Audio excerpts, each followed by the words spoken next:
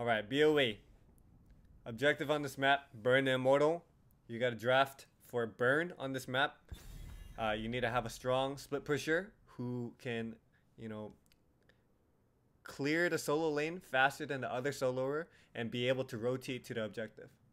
Alright, so burn power and a strong split pusher. And you want to have good sustain on this map because a lot of times this map is gonna, it's kind of like a Mexican standoff in the middle, and a lot of people are just poking back and forth. So you want to have good sustain on this map. They open with a Hanzo ban, tier S on this map just because of raw fastest burner in the game by far, which leaves Genji for us to ban because he's also very good on this map. Not because he has good burn power, but because this map has a lot of flanks, so Genji really punishes the squishies on this map. And if you win the team fight on this map, you automatically get the objective. So Genji and Hanzo, the Shimada Bros, good to take out here.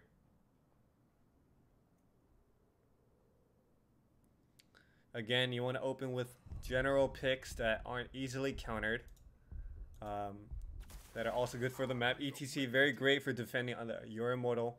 You can push people into the immortal stones, slide people into them. I would respond here with Greymane, tier S on this map. One of the best burners, great team fighter. He can do the mercs as well. So Greymane plus either a tank or a support here. We can opt for something like Greymane and Murden. Very general and safe.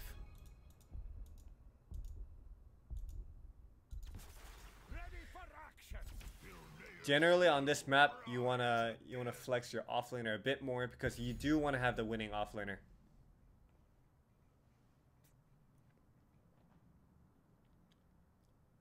You also want your support pick in response to the enemy's DPS picks. So picking up a DPS and a tank, very safe. Very safe. Looks like they have a Vala. They might build into a double support Vala comp. Or they might be picking Vala just for the pure burning power. Stitches, so they show their offlaner pretty early here. So far, I know Rewind, you were hovering Malthael. Malthael looks like a really good hero to pick into Stitches here. I would ban a support that, if we're planning to go Malthael, we can ban something that's good against Malthael and Greymane. So Lucio is a pretty good ban here, I'd say.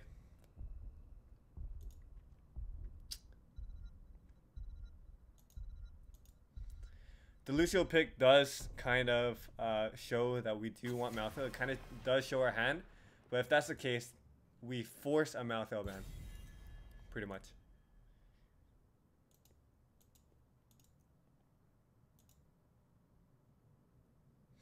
And Malthael isn't the only solo laner that beats Stitches. It is the best into Stitches in my opinion, but it's not the only one. Brightwing is their ban. So we could pick up our offlaner here and show it if we want to end up flexing our support pick. So I think that's what I want to do. Let's pick the Malthael here. I want to save the support pick here. Let's pick up the other damage. Let's pick up Li Ming if you play Li Ming. Either of you? Yeah, I'll go ahead and lock that in. Li Ming also great on this map. Good poke on the map. Good immortal burn. Good team fight. Sets up very well off the Murd and CC. You guys can CC and blow up. And we also have synergy between Greymane and Li Ming with the potential reset of Go for the Throat and Li Ming trait.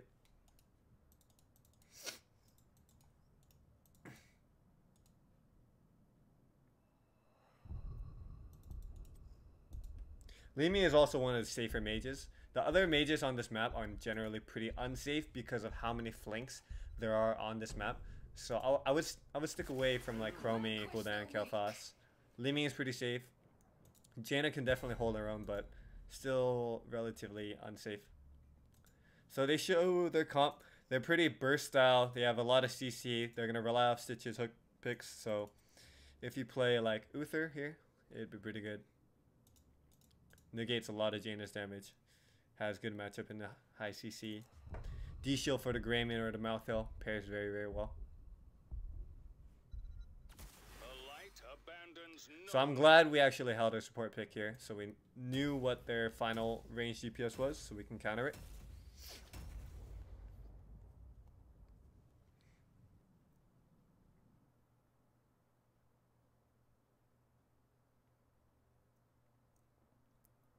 So they're going to be playing off trying to blow up of ETC slide into Malfruit or Stitches hook into ETC slide and Malfruit.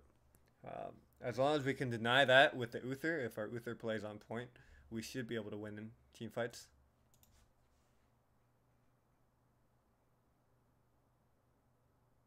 Our engage is actually safer because for them to engage, they have the ETC slide in.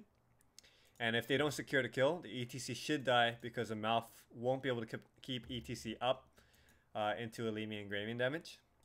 Whereas we can safely Stormbolt from distance and, you know, drop Elimi and Greymane damage in without committing too much.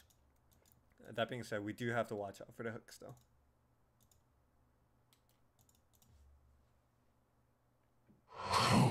Yes, I like it. I love this shit. Please do it more often, less than 3. Bob, thank you very much for the 10. Appreciate it, bro. Maybe I will. Maybe I will do it more. So generally this map gets set up into a 1-4 split. R1 is going to be the Mouth Hill, who does have the winning matchup into Stitches. Something the enemy team can do is because they do have the losing solo lane, they can opt to 2-man R solo laner and just opt to lose the 4-man and try to negate that way and go even at least in one lane, because I believe in a 4v4 we also win with our comp. So always on this map you want to have at least one winning lane, and that goes for every map. You need to have some winning lanes. You can't lose every lane. So if your 4-man is weaker and your solo is weaker, you know, stack up on your solo lane and try to at least win the solo lane.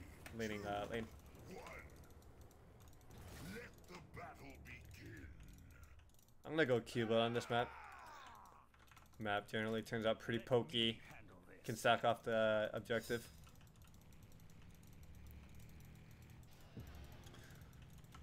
So we gotta be careful of the ETC Mouth blow up here. For some reason they don't have Stitches in their solo lane. Oh, I kind of spaced it.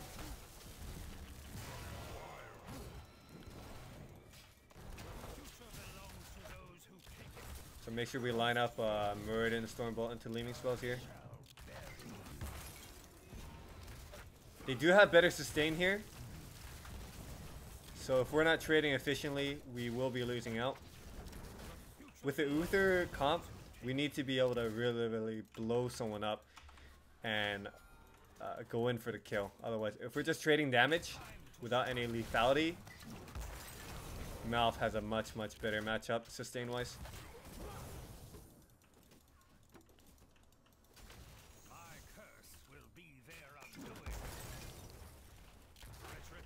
You know, actually, Mouth Hill in this lane would be pretty decent. We can turn here, ETC slid. If he misses a slide and he misses lethal, you should actually jump in there, Warforged. If he misses slide, he risks his positioning, and that should be an instant punish there. We should back up here, boys.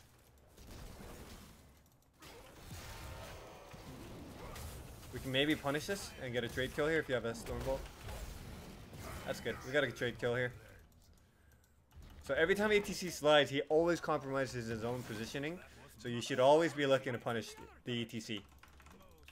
A Mouth isn't going to keep him up.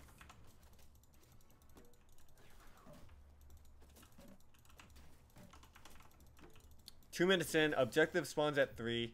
I kind of want to split off to do hards now. They don't really have a comp that can do hards until like level 7, unless they do it as a group. One thing the enemy team can do in response to me going to a camp is shoving the bot wall with numbers. But if we can hold it off as 3, we will be getting a lot of value off these hearts.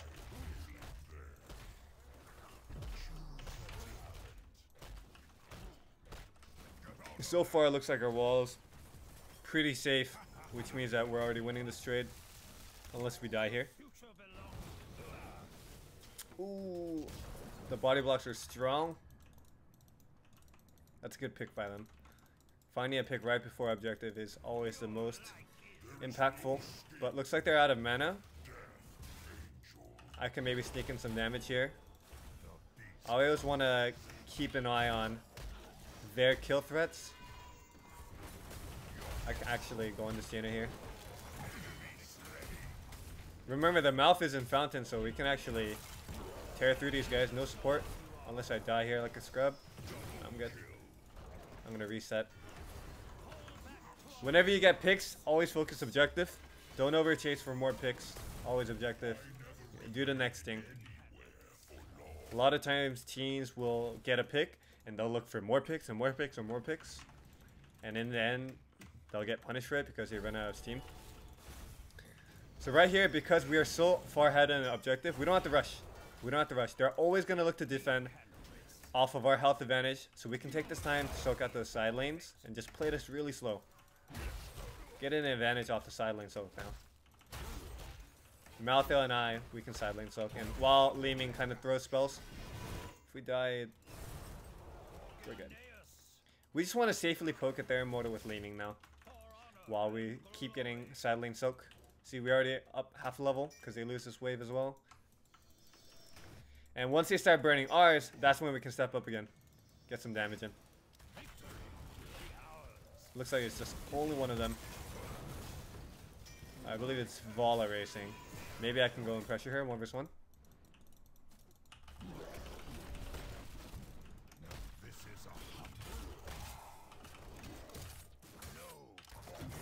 That was a nice side step fire. I do find the pick. If they come to get me, we burn. Otherwise, keep playing it slow. Keep getting side lane soaked here. We don't want to force into their immortal and get wiped for no reason. Under their circles. I'll get another wave here that they don't get. If they do respond to this, we'll have another advantage here. We can actually press up here a little bit. We have a talent advantage now. Looks like they're racing again. Let's go ahead and look to punish this ETC with talent advantage. We can go in here.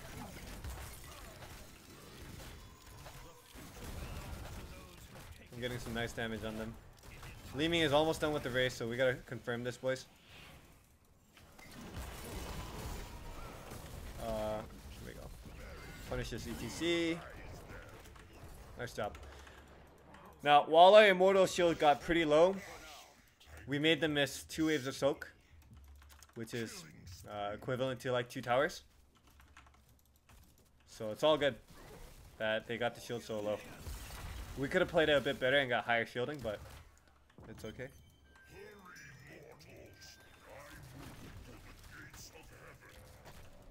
Whenever objective goes like this, we want our solo laner to be soaking off lane just like this. It's good. Unless the immortal is strong enough where we can maybe make a keep push or something, then we want to group wall fight. Looks like we won't be getting any more here. We should start backing up. They're going to look for a hook pick soon. They're missing bot soak as well. There it is. We get out. I look for stacks. If they contest top camp, we don't want to give them a pretend fight for no reason. I'd rather just trade bottom. If you guys can safely check. If they're on it, I do bot camp. Otherwise, I just stay off map. And we don't commit to either until we know where they are.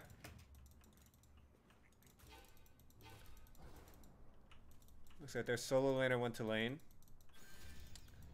They're on hard camp, so we can afford to start this. I just want to focus on the camp here.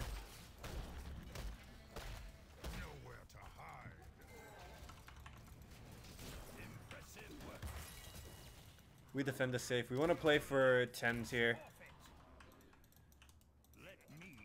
Watch all the bushes.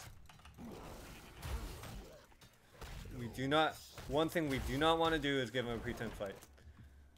under no circumstance. So I can do our hards here. You guys can actually go for bot camp here with the 10 advantage, or look for a fight top.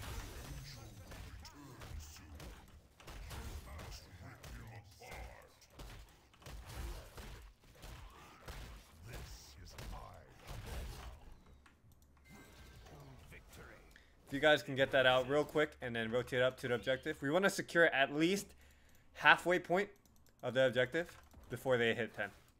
You guys can do it. Just commit to it. You have 10s. Don't be scared.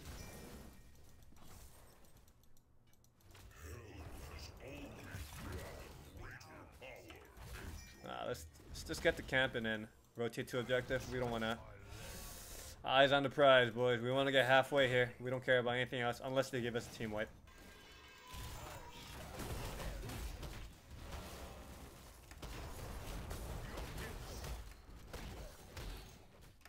So right now, I don't really care about soak. I'd rather get free objective while it's free. Can worry about soak later. So they will be defending this. We should punish this. They're overextended. If we get picks, this is a guaranteed objective. Whoops, I ran into that ring like a monkey. Looking at my talents.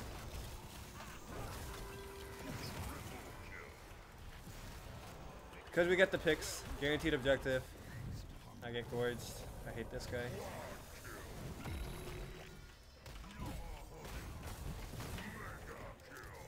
Make sure, Malthel, just, Malthel, you should reset right now and go to base. Or tap if you have it. So because this is a full Shield Immortal, I would say we 5 push with it, ignore the offlane soak, because we have the chance to get a keep here if we play it right. So let's go 5 bottom here. This is a dangerous face check for me, actually. Should have had the tank go first.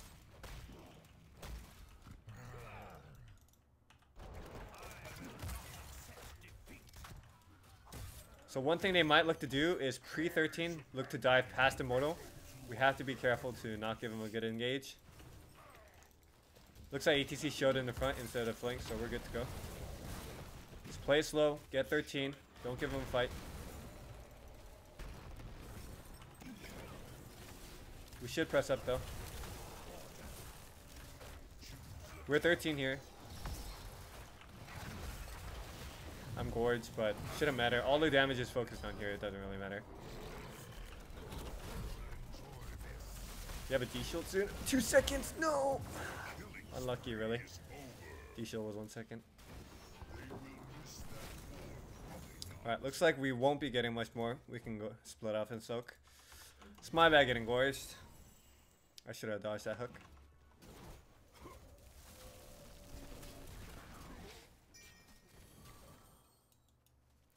So we have a nice 2-level advantage here. We want to keep this lead.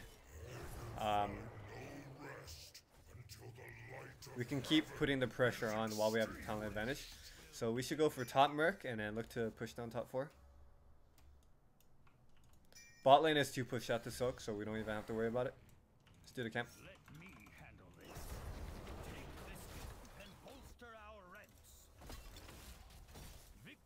If they give us a fight here, we take it.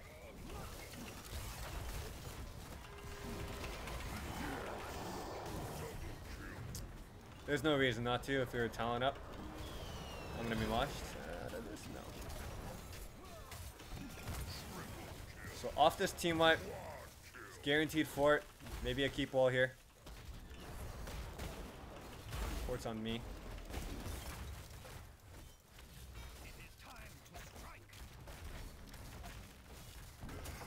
I would say we just actually, instead of going keep wall, we just reset, get top camp out, our hard camp out, and we clear bottom. So we're more set up for the next objective play, which will be spawning in about maybe 30 seconds to a minute. We can hold this cap for a little bit. You should cap it soon though. If you guys can get out of hards, that'd be nice.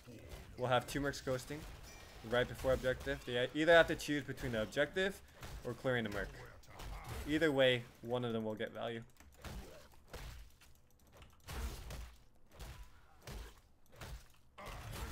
We want to play for 16 here over anything. So we don't want to do anything too risky until 16. You guys can safe defend that while I get another wave of soak here.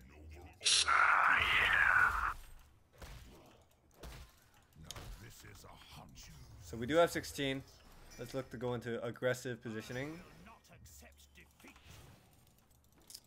We still have to be careful fighting under their immortal though, because the circles can turn a fight. So we can race halfway, and off the halfway point, we can look for a team fight. We do win the race by a lot though. So let's look for a fight here if we can. We still have top mercs coasting, which is good. Especially if they're overextended on their R's. This is a free team wipe. We play it, right?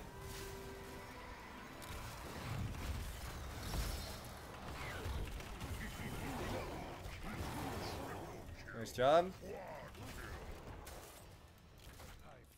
So off the team wipe, I would say we actually push bot keep here.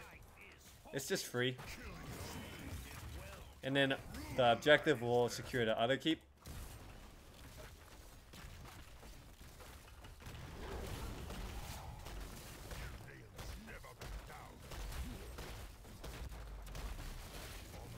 So off this, I'd say we go for the objective, finish off the objective. And then we'll get guaranteed 2 keeps. Yes, I like it. Hanzo W build always? Or is Q better on Infernal or Tomb? So, Looking forward to see Tempo play. Your team this season is Omega POGGERS. so I need to actually tap here. On Shrines and Tombs, sometimes I actually like WQW, like a Pierce Scattershot hybrid. So not always W, not always W. So right here, enemy team might get desperate for like a final fight to try to catch us off guard. They might be on like a flank here, look to get us on a good engage. So all we have to do is be really, really careful, make sure they're in front of us, and siege it down, secure the game.